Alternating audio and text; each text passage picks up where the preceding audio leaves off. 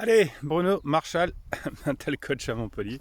Allez, le dernier jour avant la formation qui va s'appeler dépendance affective, comment s'en sortir. J'ai du boulot aujourd'hui, il faut que je la termine. Si vous regardez ces vidéos presque en direct, elle paraîtra demain. Voilà, alors aujourd'hui on va parler dans cette motivation du matin, le lâcher prise.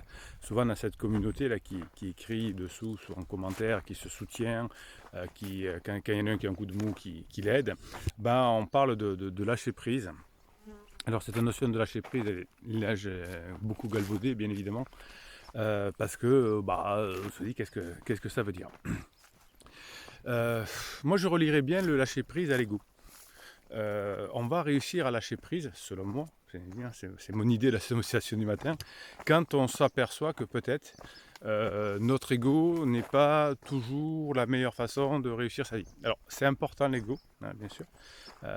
Ça permet de se battre, de vouloir réaliser des projets, de se dire, de se donner confiance en soi. Vous avez la formation confiance en soi. Alors pour les formations, hein, c'est comme pour les coachings, vous avez là un descriptif de la vidéo.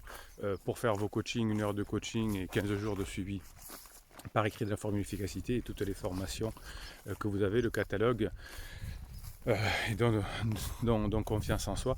Et donc l'ego va vous permettre d'avoir une confiance en vous, de réaliser certains objectifs. Ce que je me suis aperçu dans mes coachings depuis 1999, c'est que finalement, nous sommes vraiment tous une chaîne humaine, une chaîne humanitaire, si vous voulez, et on s'en sort mieux quand on est ensemble que quand on est seul. Donc l'ego va souvent nous permettre d'atteindre des objectifs individuels, mais si on n'a pas le collectif derrière, ça ne fonctionne pas.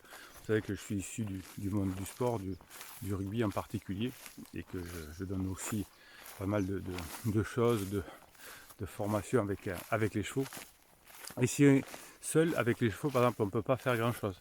C'est-à-dire que le cheval étant un animal noble, etc., on peut faire des choses avec le cheval, monter dessus, le chercher, etc. Mais dès qu'il faut faire des clôtures, des transports, bien on gagne beaucoup de temps à être plusieurs. Et donc on est une chaîne de vie dans le rugby, bien sûr, le collectif est encore plus important, on ne peut pas gagner un match avec des individualités. Donc le lâcher prise, c'est se dire que finalement, nous sommes tous des êtres de survie et que l'on survit mieux en groupe, en clan, que seul. Donc le lâcher prise, c'est se dire comment je peux, selon moi, comment je peux un peu lâcher de mon ego pour être mieux ensuite. Alors on n'a rien trouvé de mieux que le clan ou la famille, hein, enfin en tout cas le clan qui peut être plusieurs familles, pour réussir à moins galérer dans la vie. C'est tout seul, à l'âge des cavernes, on était mort. C'est pour ça qu'on a peur du rejet, on a peur de se faire rejeter du clan. Et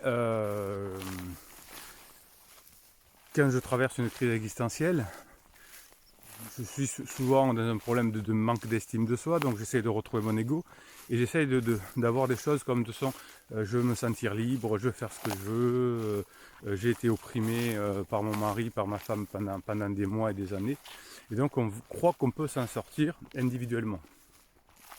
Alors si on a le préfrontal bien branché, comme vous l'avez vous, si vous regardez cette chaîne, on voit que c'est pas possible, même si la société aujourd'hui nous aide fort avec si je suis tout seul, si j'arrive quand même à m'en sortir, je peux avoir des aides, si je suis parent solo, je peux me faire aider, les aides fiscales ne sont pas si mauvaises que ça, mais on s'aperçoit, et moi j'ai bien vu ça depuis 1999, la difficulté de vivre seul et le stress que ça engendre encore plus que la perte de liberté de vivre en couple, par exemple.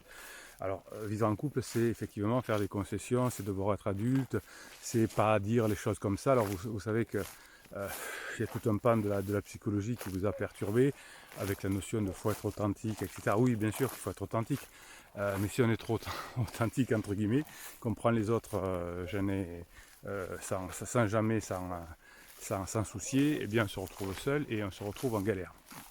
On a beaucoup de fausses bonnes idées dans l'émotion.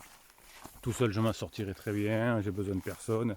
Oui, effectivement, aujourd'hui, on n'a pas besoin d'aller à la chasse, on va au supermarché, c'est très bien. Ou chez Fauchon,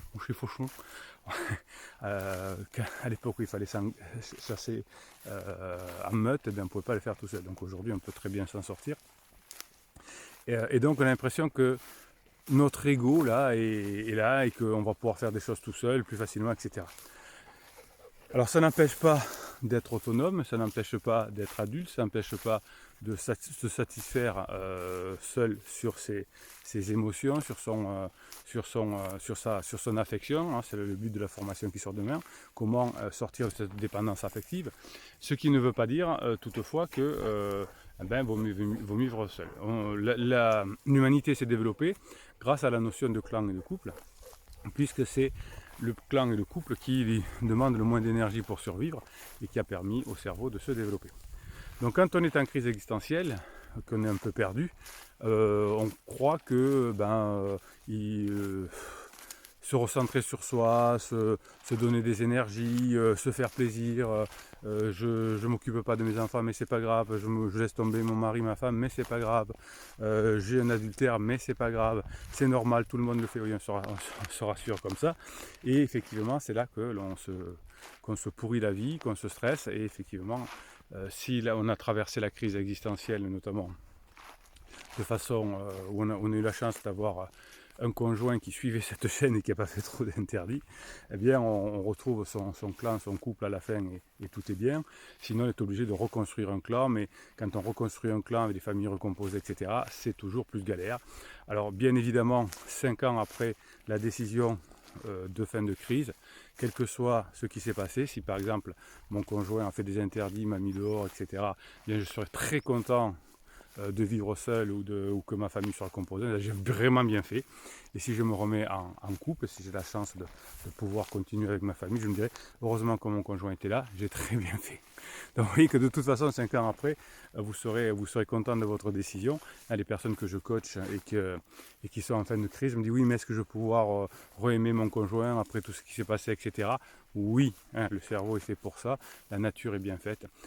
Vous retrouverez de toute façon à la suite de votre décision, vous serez content, donc autant faire que qu'on ne soit pas trop dans l'ego, qu'on pense à nos enfants, qu'on pense à eux qui n'ont peut-être pas envie de se déplacer d'une semaine sur deux, hein, sachant que dans 5 ans on sera de toute façon très content de son choix, et que si on a suivi cette chaîne et que si on continue à suivre ses motivations du matin, eh bien on va s'améliorer, on va savoir badiner, on va savoir être plus adulte, on va savoir susciter le désir, etc. Ça, c'est les formations qui sont à votre disposition. Et le couple sera encore mieux qu'avant. Voilà. Donc lâcher prise, c'est apprendre, selon moi, que l'on est plus fort ensemble que seul, et que l'ego est quelque chose qui peut nous perturber grandement. Voilà, alors vous savez que le matin, je vous donne, à vous, communauté bienveillante et positive qui écrivez dessous, je vous donne un exercice. Qu'est-ce que vous allez faire aujourd'hui pour diminuer votre ego et lâcher prise pour faire en sorte que certainement vous soyez mieux dans votre vie, puisqu'on est mieux avec les autres que tout seul, entre guillemets, ou dans des situations qui se paraissent impossibles. Voilà, vous l'écrivez dessus. En attendant, vous pouvez me mettre un pouce en l'air pour que YouTube propose cette vidéo à plein de personnes qui en auront peut-être besoin. Ça, c'est votre côté généreux. Vous allez aider une personne qui va rejoindre cette communauté qui peut-être après, c'est ça le sel de vivre ensemble vous aidera.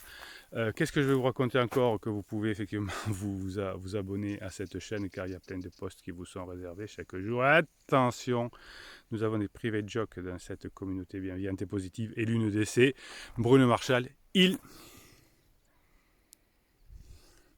vous dit à très bientôt.